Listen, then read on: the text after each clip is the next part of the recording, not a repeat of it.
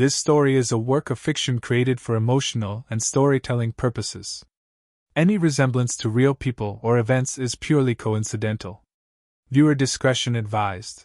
Contains mature emotional themes, not explicit content. It wasn't supposed to happen, not between us. She was older, wiser, and carried the kind of silence that made you want to listen. I never meant to fall for her eyes, her stillness, or the way she looked at me when she thought I wasn't watching. But sometimes, connection doesn't ask for permission, it just finds you, quietly, when you're not ready. This isn't a love story in the usual sense. It's about timing, restraint, and the spaces between words, where the real feelings live. I didn't expect her to be there that late, not with the rain slapping the windows and the smell of motor oil still hanging in the air. Most people don't come to the shop after hours. But that night, when I unlocked the back door to grab my forgotten jacket, she was standing there, right in the narrow yellow light that leaked from the ceiling bulb. She didn't move at first. Just looked at me, like she'd been waiting for me to notice her. Her name was Sarah, though everyone called her Ms. Hale. She brought her car in once a week, always something small. A loose belt. A sound that didn't feel right. I'd started to think maybe nothing was wrong with the car.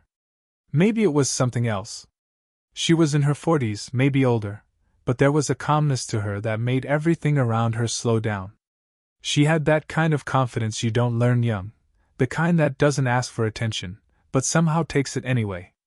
When she spoke, her voice was low, steady. "You left your wrench in the front seat again," she said, lifting it with 2 fingers.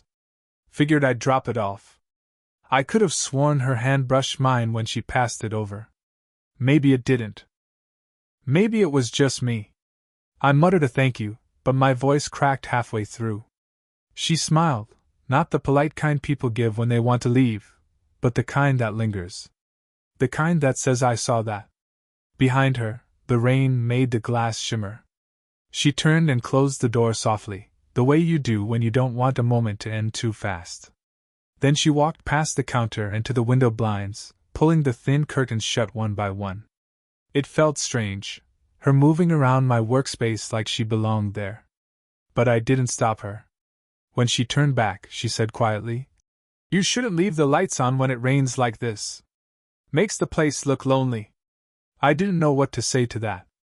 Maybe because she was right. The shop did look lonely, cold walls, half-fixed engines, the hum of a single fan in the corner.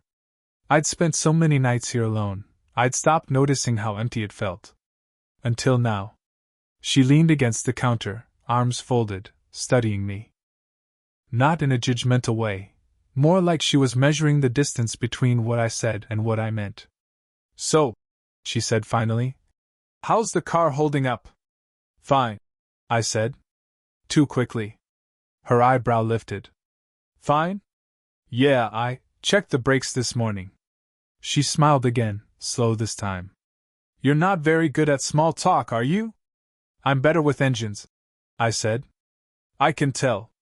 There was something in her tone, not flirtation, not yet. Something quieter, heavier. Like a thought she wasn't ready to say out loud. I could feel my heartbeat where my hands rested on the counter. For a second, either of us moved. The fan clicked once, twice. Her eyes didn't leave mine. Then she stepped closer, not enough to touch, but close enough that I caught the faint scent of her perfume. Something faintly floral, and warm. "Next time," she said softly, "don't forget your jacket." And with that, she turned, pulled the curtain aside just enough to slip through the door, and disappeared into the sound of the rain. I stood there for a long time after. The wrench still cold in my hand, her voice replaying in my head, over and over, like it was trying to tell me something I hadn't understood yet. That night, I kept replaying her voice in my head. Like I missed something, or maybe wanted something. It had been 3 days since that night. I told myself she probably wouldn't come back, that maybe I'd imagined the weight in her voice, the small flicker in her eyes. But on Thursday afternoon, her car rolled in again. Same quiet hum, same silver sedan that always seemed cleaner than the rest. She parked like she always did, perfectly centered, cautious, and when she stepped out, She was wearing a long beige coat and sunglasses even though the sky was gray. "Something's rattling again," she said, glancing toward the hood. "Can you take a look?" Her tone was light, but her fingers twisted the strap of her bag in small, nervous circles. "Sure," I said, wiping my hands on a rag. "You can wait inside." She nodded and followed me, the click of her heels sounding too sharp against the quiet of the shop. When I opened the hood, I already knew there was no rattle, at least, not one I could find. But I checked anyway. I could feel her watching from behind, leaning against the counter. I caught her reflection in the metal, her arms crossed, shoulders tense, a faint frown tugging at her mouth. "You've been busy," she said after a while. "Yeah," I lied. Sort of. Sort of?" I shrugged. "Mostly just keeping the lights on." She laughed softly, not because it was funny, but because she understood. It was the kind of sound that felt unguarded, like a breath she forgot to control. When I looked up, she was staring at the floor, her hand resting against her neck. Her nails were short, clean. The veins on the back of her hand stood out faintly, delicate but strong. I don't know why that detail caught me. Maybe because it made her seem real. Human. After a long pause, she said quietly, "You ever feel like you're stuck in the same day over and over?" The question caught me off guard. "Yeah," I said. "Every morning, when I start the same engines." She smiled, but it didn't reach her eyes. "At least your engines listen when you fix them." There was something in her voice then, not sadness exactly, but something pressed down, contained. I wanted to ask what she meant. Who she meant. But she was already straightening her coat, pulling the mask of composure back into place. "Did you find it?" she asked. "Not yet," I said. "Could be the frame vibrating. I'll check underneath." She nodded, and for a moment, she crouched beside me as I slid under the car. Her hand steadied the flashlight, but her grip trembled, just slightly. "You okay?" I asked. She blinked. "I'm fine. Just..." She stopped, the word hanging in the air like she wasn't sure where to put it. When I came out from under the car, she was looking at the rain outside again, her face unreadable. "You should take tomorrow off," I said. "Let me finish this." She turned, her expression softening, almost grateful. Then, without warning, she said, "You remind me of someone." I waited, but she didn't say who. Instead, she reached for her keys, brushed a strand of hair behind her ear, and gave a small, practiced smile. As she walked toward the door, she hesitated, just once, and looked back. She looked at me like she wanted to say something, but didn't. And that silence felt louder than words. The rain came harder that night, the kind that makes the streetlights blur, and the air smell like metal. I just finished closing up the shop when her car pulled in, wipers beating frantically, headlights cutting through the gray. She didn't step out right away. Just sat there, engine running, until I walked over and tapped lightly on her window. She rolled it down, eyes rimmed with tiredness. "I shouldn't be here," she said. "Then why are you?" Her lips pressed together, and she gave a small, helpless shake of her head. "The car started making that sound again." "Of course it did," I murmured. We both knew that wasn't the reason. I opened the bay door and waved her in. The rain echoed against the metal roof as she parked. Her coat was soaked, strands of hair clinging to her face. I handed her a towel, and she took it with a small laugh, half embarrassed, half something else. "Thanks," she said quietly, drying her hands. "It's ridiculous, isn't it? Coming here at this hour." "Not really," I said. "You trust me with your car." Her eyes lifted to mine, and for a heartbeat too long, either of us looked away. She exhaled and walked toward the workbench, running her hand across a row of dusty tools. "You're too young to sound that sure of yourself. Maybe I just don't have much to lose." She turned slightly, the faintest trace of a smile ghosting across her lips. "That's what you think now." The lights flickered from the storm. We both looked up, anything to break the silence pressing between us. "Do you ever feel like..." she began, then stopped. Never mind. What? I asked.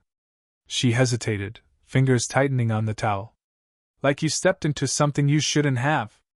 But you can't make yourself step back. Her words hit somewhere deep, though she didn't look at me when she said them. I think everyone feels that, I said softly. Some just admit it sooner. That made her laugh, a real laugh this time. But it faded almost instantly when her phone buzzed on the counter. The screen lit up with a name, Mark. She stared at it, unmoving. Want me to give you a minute? I asked. She shook her head. No. He'll think I'm busy. The way she said busy sounded heavier than it should have. Like it meant tired of him, or tired of explaining. I leaned against the work table, close enough to smell the faint citrus in her hair. She didn't move away. If anything, she stepped closer, her shoulder brushing mine as she reached for a wrench she didn't need. Do you ever fix anything that's not broken? I asked, voice low. Her hand froze midair. She turned, and for the first time, I saw something unguarded flicker across her face, fear, maybe, or longing, or both. Sometimes, she whispered. But it never stays fixed. The storm cracked outside, a hard, sudden clap that made us both flinch. Her phone buzzed again, the name still glowing. Her hand trembled as she picked it up, thumb hovering over the screen. She didn't answer. The silence stretched thin, fragile.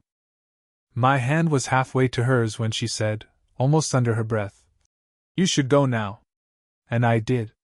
But only my body left that room. It had been almost a week since that storm, and I thought maybe she wouldn't come back this time. I told myself that was for the best, but every time the door opened, my heart still lifted before it fell again. Then, one evening, just as I was sweeping up, she walked in. No car this time. Just her. The doors shut behind her with a soft click, and the sound felt too final. She wasn't wearing her usual coat, just a dark sweater, sleeves pushed to her elbows, like she'd come straight from somewhere else and hadn't planned this. I was nearby, she said, her voice thinner than usual. Thought I'd check on the car. It's fine, I said quietly. Has been for days. I know. She stood there, unsure what to do with her hands, then walked over to the counter where she'd stood before. The air between us felt heavier now, like something had already been decided, and neither of us had agreed to it out loud. You've been avoiding me, she said finally. I looked up. Have I? You stopped calling about the car. You used to check in. I figured you'd call if something was wrong. Her laugh was small, almost brittle. That's the thing, isn't it? Something is wrong. The words hung there, not loud, not sharp, just true. She leaned against the counter, fingers tracing the grain of the wood. You think I don't know what this is? I don't think it is anything, I said too quickly. She smiled at that, a quiet, painful kind of smile. Exactly. The silence that followed wasn't empty. It was full of the things we weren't saying, full of the moments that had built up like dust we couldn't brush away. Outside, the sun had already dipped, and the shop filled with that blue hour light that makes everything look softer and more fragile. I keep asking myself, she said after a while, what are we doing? Her voice cracked on the last word, so lightly I almost missed it. I don't know, I said honestly. I just know it feels like something I can't undo. She turned to face me then, and her eyes looked tired, not from lack of sleep, but from holding too much inside. You're young, she whispered. You'll forget this. I don't think I will. She exhaled through her nose, shaking her head. That's the problem. For a long time, neither of us moved. There was no storm this time, no thunder, no phone ringing to save us from ourselves. Just the hum of the lights, and the sound of her breath catching in the quiet. When I finally stepped closer, she didn't step back. But she didn't reach for me either. Her hand rested on the counter, open, waiting, almost. Say something, I whispered. She looked at me then, really looked, and the silence between us turned sharp. She didn't say anything. Just looked at me, like she was already mourning something we never even had. She came in on a Friday, just before closing. The same door chime, the same faint smell of rain still clinging to her coat. But something was different, quieter, heavier. She didn't look like she'd come for the car this time. "Can we talk?" she asked. I nodded and turned off the radio. The silence that followed wasn't awkward, just careful. She walked to the workbench and set down her purse. Then, almost like she was afraid to break something invisible, she pulled out an old photo, edges worn, colors fading into yellow. It was of a man, maybe late 30s, standing beside a different car, a smile that looked too easy. He had the kind of posture people have before life starts taking things away from them. "This was my husband," she said. "Mark." The same name that used to light up her phone. "He died 3 years ago," she continued, her voice low, deliberate. "Heart attack." In the driveway. She didn't look at me when she said it. She stared at the photo like she was trying to memorize it again, as if the act of remembering still hurt. I used to think if I stayed busy enough, if I fixed enough small things, maybe the big one wouldn't feel so broken. I stayed quiet. Words didn't feel like the right language for that kind of honesty. She set the photo down gently and gave a half smile, the kind people give when they know they're being seen too closely. "You remind me of him sometimes." The air changed after that.